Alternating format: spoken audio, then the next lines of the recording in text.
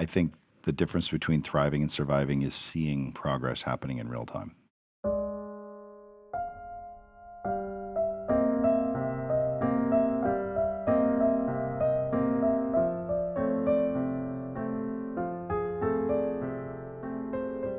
Hey everybody, welcome to today's episode of the Jeff Heilman Project. I'm Jessica Heilman, and sitting next to stage left, your left, my right, we have Jeff Heilman, and we have said a loving aloha to our eldest son, Aloha, who has now taken an adventure with his fiancée to the big.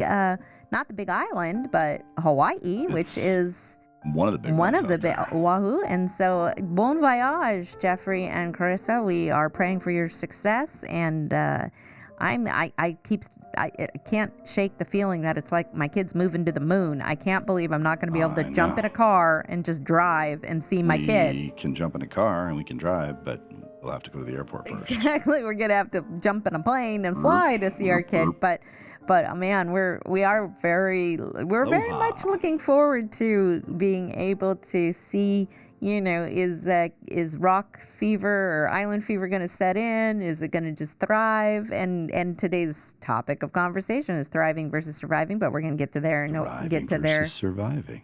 Get there in a minute. She makes these up on the fly. Yeah, what can I say? It's a gift. It's a gift to be able to talk about nothing in particular. My gift. I don't have to come up with topics. Oh my goodness. That would be hard. Well, a few weeks ago, a few episodes ago now, we had Teddy on for the first time, and what I really wanted to put a pin in and go back to was we had this conversation because Teddy's 11. And he wouldn't be driving until 16. And in our kids' cases, we have them wait until they're 18. But there's a definite timeline to where there's a wait. And like I wrote down, some of them are driving, graduating, retirement, scheduled vacations. What we're going to talk about today is thriving versus just surviving in the interim while you are waiting. There is a natural process. There are things that you can do, listeners, to make that time be valuable, be not wasted, and hopefully not to be discouraged. I mean, I remember being like, at least when we were growing up, it was like, oh my God, I can't wait until I'm 15 and a half and I can get my permit and I can get my car. It was like there was this anticipation between a scheduled event, which is 15 and a half, 16, but I'm only 11. And there's like the reality of there's a time where you have to spend it waiting. And what do? How do you thrive while you're waiting? I would assume, you have picked, we talked about it earlier in an episode about how your sports that you tend to pick were individual contributor type. And like when you picked golf, that is like, could be considered to most people the most boring game on the planet because there is so much waiting. How did you find when you had your more, when you've played the game and you've had your better rounds versus your less good rounds, like the waiting process, like how do you thrive versus just surviving while you're waiting to get up to the ball and make your next, because it's very much tit for tat. It's very much wait. You cannot go out of your turn. There's a scheduled arrival time when it's your moment. And how do you survive in the breaks? How do you thrive in the breaks? In the beginning, I would anticipate the next shot. Or I'd think about the last shot, or I'd worry. And as I got better at golf and as I got better at life and started to understand what it's like to be human and how to be successful and how to apply that to different types of things, apply it to golf, apply it to business, I started to realize that golf is made for walking. There's a quote from Golf in the Kingdom, which is a pretty esoteric movie. If you're smoking weed or doing mushrooms, you might enjoy Golf in the Kingdom. It's kind of out there, but it is very much a transcendental meditative lens looking at golf. And what the guy who's kind of the Sherpa of the movie, Shivas Irons, says is that if you can learn to enjoy the walking for walking's sake, then maybe you'll learn to enjoy the other times in your life. He goes, sometime maybe then you'll be able to learn to enjoy the other times in your life when you're in between.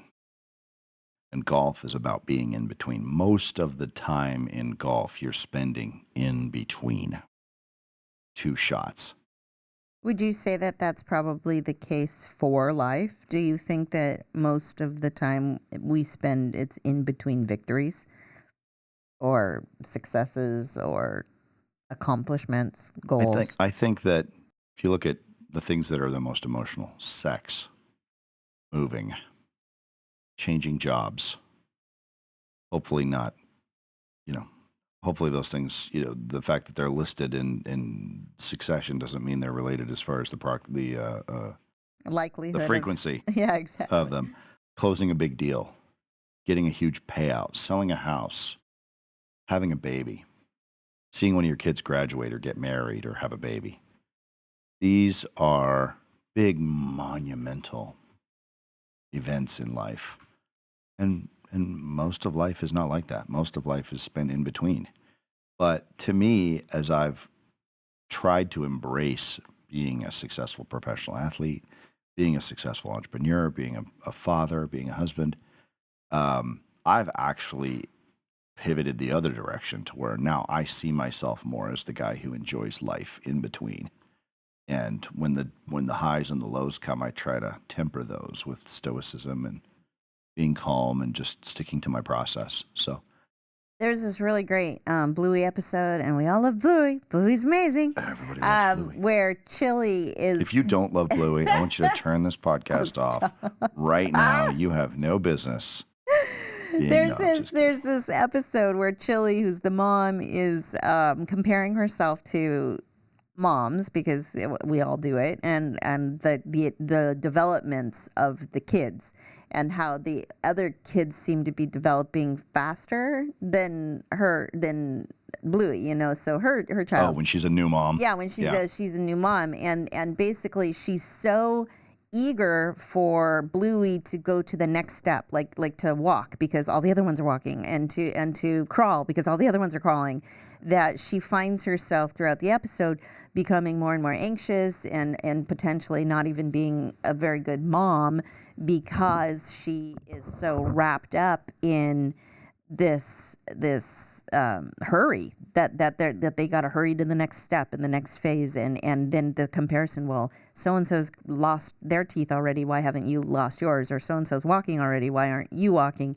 And then by the end of the episode, she really comes to that conclusion and that full awareness that it's, if I live my life that way, then I will not be able to appreciate, I will miss what is going on in the right now, going on in the now. And so I think that thriving in the wait, because we recognize that things do take time. Things take time, and they take time for a reason. You don't drink wine the year you bottle it. It gets better over time. There's a natural maturation, and that maturity is what gives it depth and volume. Did you experience that as a new mother, trying to make sure your kid did what everybody else's kid did? You seem super wise about those types of things, and I can't imagine you in that position, but maybe, I don't know.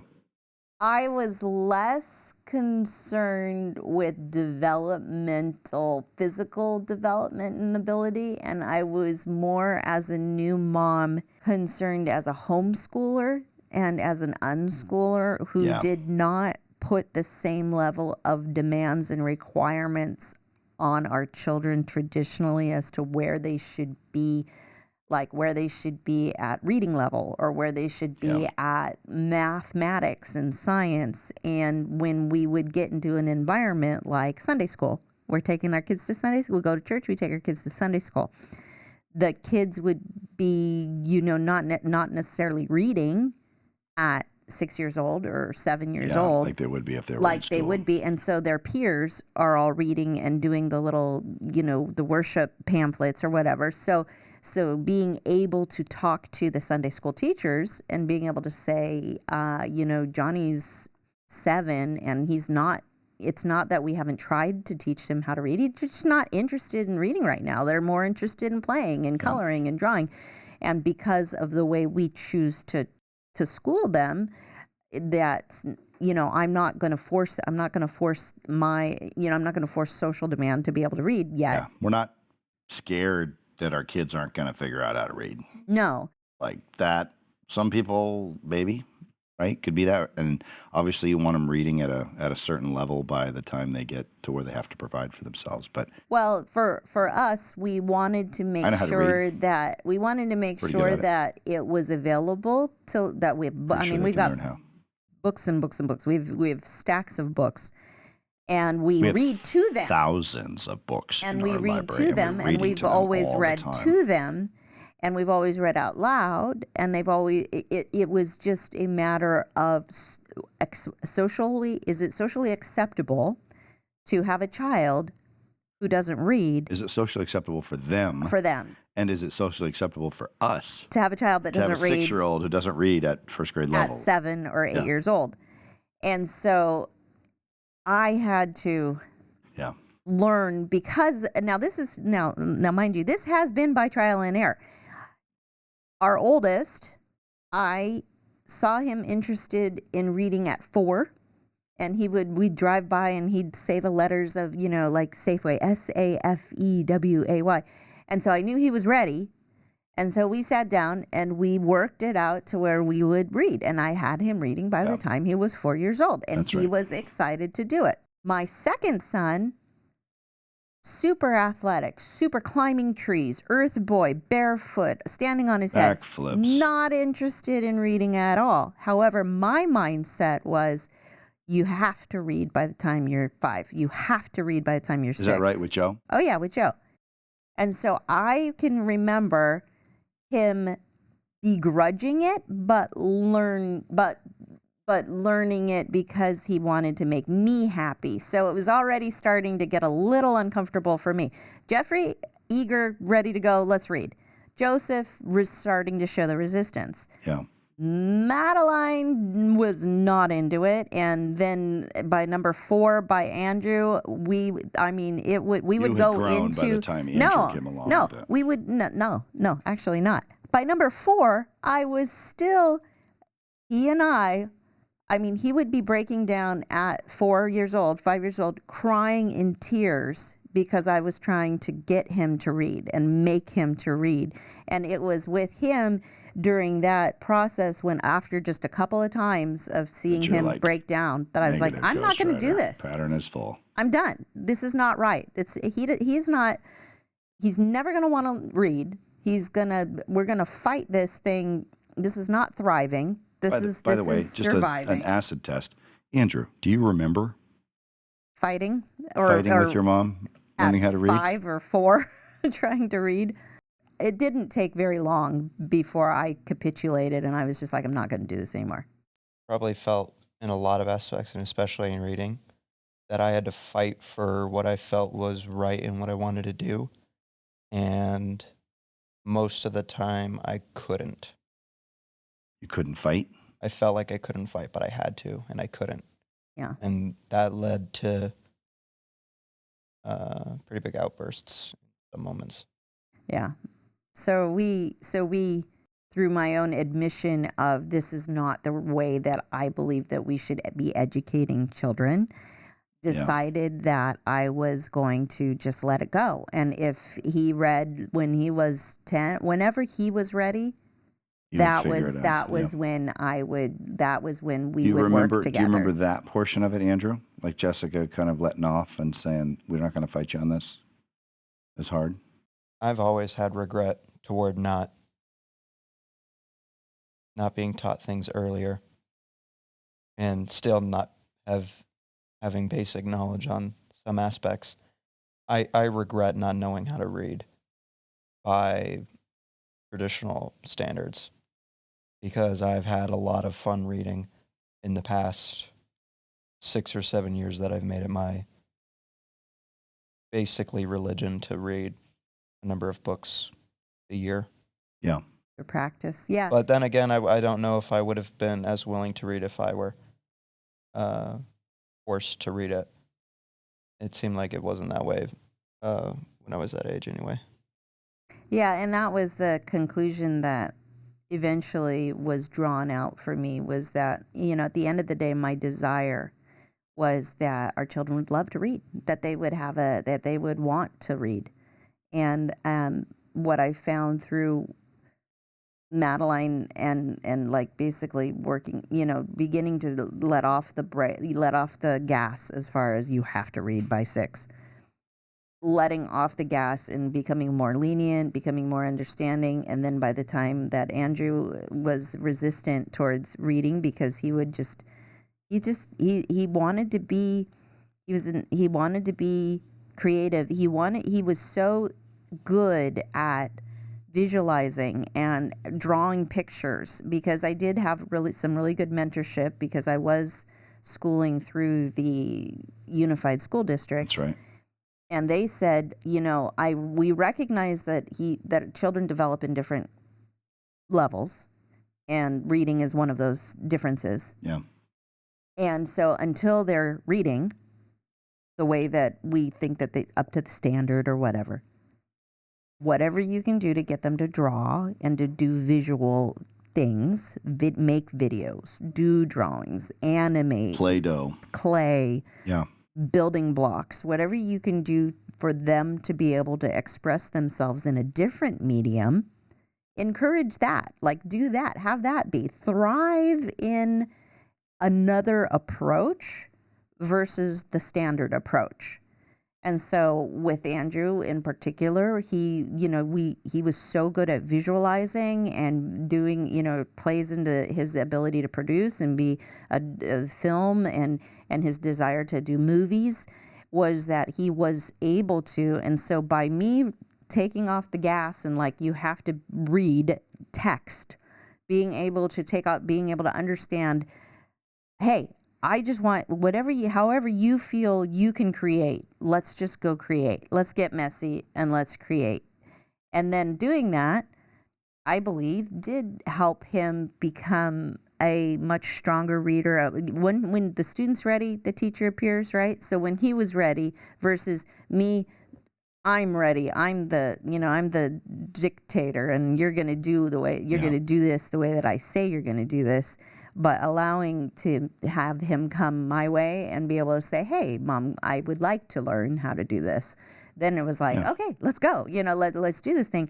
And so, I remember your first book was Hunger Games, right? I think you went from like not reading and having not interested in reading to, was it Hunger Games or Harry? No, it wasn't Harry Potter. It was Hunger Games, I think. Remember the first book you read, Andrew? I think the first, I don't remember exactly which book it was. I'm sure I have it on a list somewhere. Probably Diary of a Wimpy Kid or something. Yeah, Diary of a Wimpy Kid. But I seem to recall, like 10 years old, like that was the first full, even graphic novel or book I had ever read to its completion. Yeah. And then from then on. But my first novel with no pictures was The Hunger Games. Yeah. Okay. And at like 11 or 12. Yeah, it seemed Which, like, to me, that as soon hunger for wanting to learn, that's what we didn't want to squeeze out of you, Andrew. For and sure. for all the kids. And the other thing, too, is raising kids is so hard. It pushes you to... I don't think you can really end up anywhere else other than stoicism eventually. Because it's so hard, it's so intense, it pushes on you, it pushes buttons, it exposes every aspect of your weakness, from domineering personality, power hungry, egomania. Well, I think it does when you have a multitude, when you have more than one child, definitely. Because kids are all different. They all push different buttons. Yeah, and being able to recognize if you can recognize that if you have 2 kids, they're different personalities. Don't treat them treat them the same. Yeah, 5 don't kids. pick favorites and don't treat them the same. Don't treat them the same. Like these kids are all different. They're all unique. They're all individuals. And we've found the more children we have, the older we get, it would appear the more stoic we end up becoming, because we're having to take what's good for one isn't good for the other. Well, you're going to have so like many. Nessie is 6, and she's saying, "Hey mom, I want to read. Like teach me how to read. Teach me my letters. Teach me. Can we make more time to sit down and read?" Like she is wanting to be able to put sentences together and to be a lot more, but then she's also really interested in math, and she's really interested in building things, brick by brick. And so it's just different personalities, creative visually, versus necessarily, linear and stack by stack. We've talked about it in length on the pro and con episode about how, some people are going to look at naturally the wealth and the prosperity of an entire group of people versus the wealth and prosperity of just one person. We're all unique and we all have different talents. And I think thriving, let's be honest, you and I, we have one child who's 0, and it's our responsibility to get them to 18, which is a defined state, a defined number. That's right. So there's a waiting period. There's a time between 0 and 18 where we can choose that we can either put all of our energy and effort into our children just surviving, giving them food, clothing, and a little bit extra, or thriving. And that's what I believe, and I hope that as parents that we are working to do, and we're not perfect by any means. I'm definitely we're not even working here to say things that we're out. doing it right. We're just here to talk about. But our the way we did intention it. is that we want our children to thrive. We we are hoping that over the 17-year period and on to now, as some of them are staying in the house longer, because we're not those type of people that kick them out at 18. No, if you kick your kids out at 18, that's totally cool. We're not saying there's anything wrong with that. You're legally able to. You're legally there's a able reason to. why you can't kick them out before then. Yeah, but thriving, then that's what this whole episode is about. It's about thriving and not just surviving, not just, there's the type of surviving where you just living on the minimums, and there's surviving where you have so much abundance that you're just sitting around getting fat surviving. And we're hoping that we can model a way to be able to thrive. So Jeff, what does thriving look like? What does the definition, if you're going to say a human being is thriving versus surviving, what does a thriving human being look like? I texted this quote from Dr. Maxwell Maltz earlier today, actually, where he said, if you're not accomplishing everything you want in life, it didn't say had accomplished, it said accomplishing, right? Seeing progress.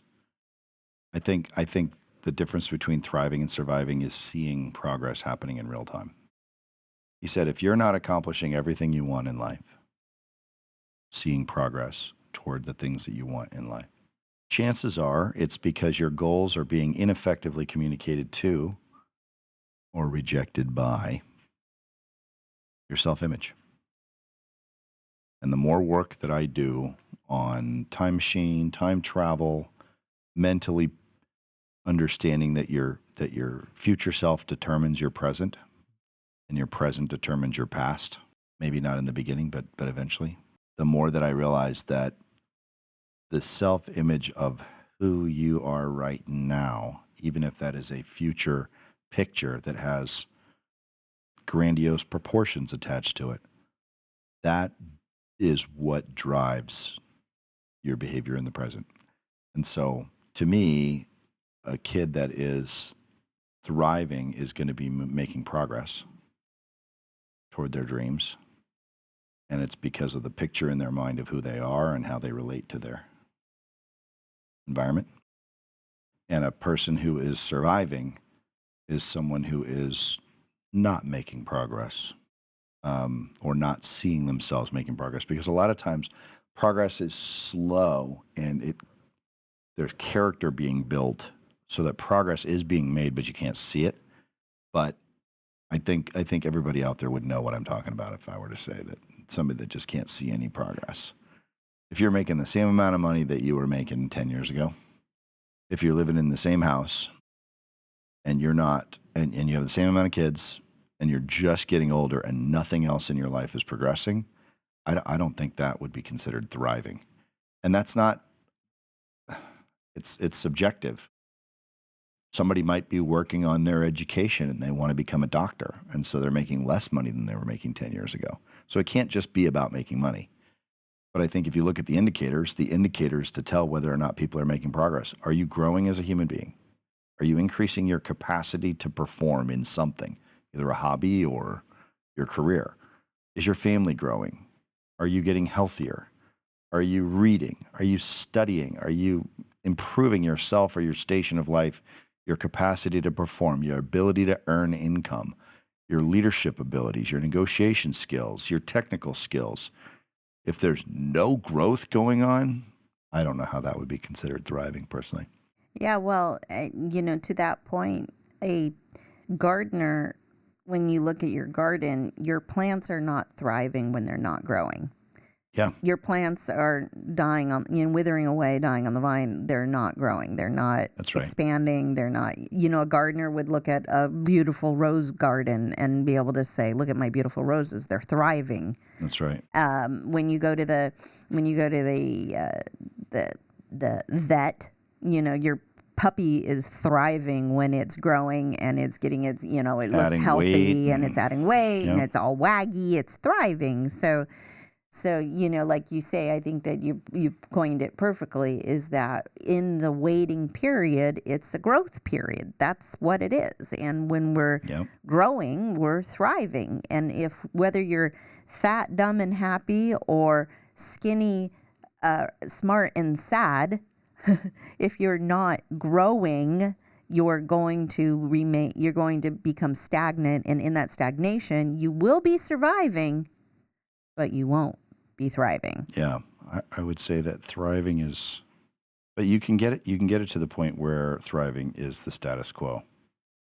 And I think you and I have kind of got it to the point where we're, if I'm not in a job where I'm making more money or learning something new or getting new technical skills or able to have the job work while I'm playing professional golf or have the job work while you're finishing your education, if we're not doing something. Well, we've always said that we want to make sure that whatever position that we're in, we are working to learn and not working to earn. Yeah, I totally agree. And so I think that that's really served your career really well. And even as you've worked your way up in your different positions, even to the director level, that if you're not in a position to where you can learn anything new, then it's time to move on or reassess what you're doing. And I would go as far as to say that I'd say 80-20 rule.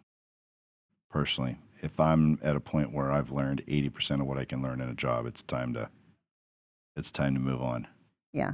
And I will start getting bored and even. Do you think it's appropriate to try to find, like, if you're in a position to where you can't just, it would be too detrimental to the family to uproot and go somewhere? Do you think that you can, will it count to find something, like to pick up a hobby on the side or look deeper in your job to see where you can find something to learn? Like if you consider yourself stuck, how do you get unstuck? I think that a lot of times the trouble with growing in your job is that companies pay you to do a job. And if you do the job well, they want you to keep doing it. Mm-hmm.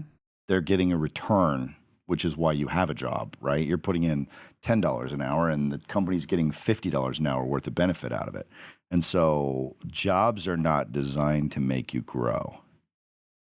That's not what they're there for. Jobs are there, and companies are not there to provide jobs for people. A lot of people don't know that.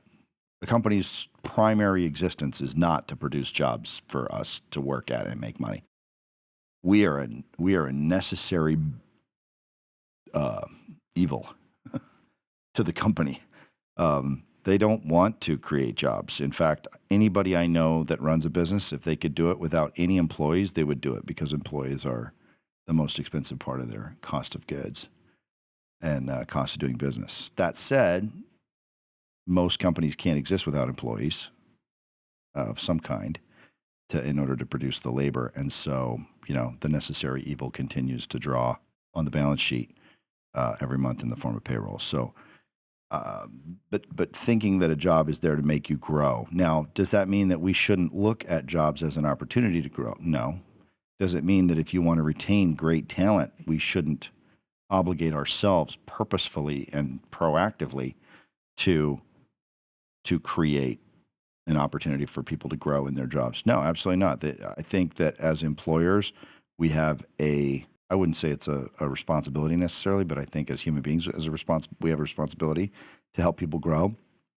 And I think if we're smart as employers on the side of capital, we should double down, triple down, and try to help our people grow as simply as a way of doing something good for humanity and as a smart business move from a retention standpoint. But it's not the responsibility of an employer to provide a growth. So it's John Maxwell said his life changed when he sat down with Kurt Kampmeyer when he was 17 years old. And Kurt Kampmeyer said, "What's your plan for personal growth?" And he's like, "I don't even know what you're talking about." And he said that up until that point, his personal growth was accidental. And then it went from accidental growth to purposeful growth when he said, you got to have a plan for your own personal development. If you don't have a plan for your personal development, how are you going to grow as a person? And if you don't grow as your person, how are you going to increase your capacity to perform in jobs or businesses?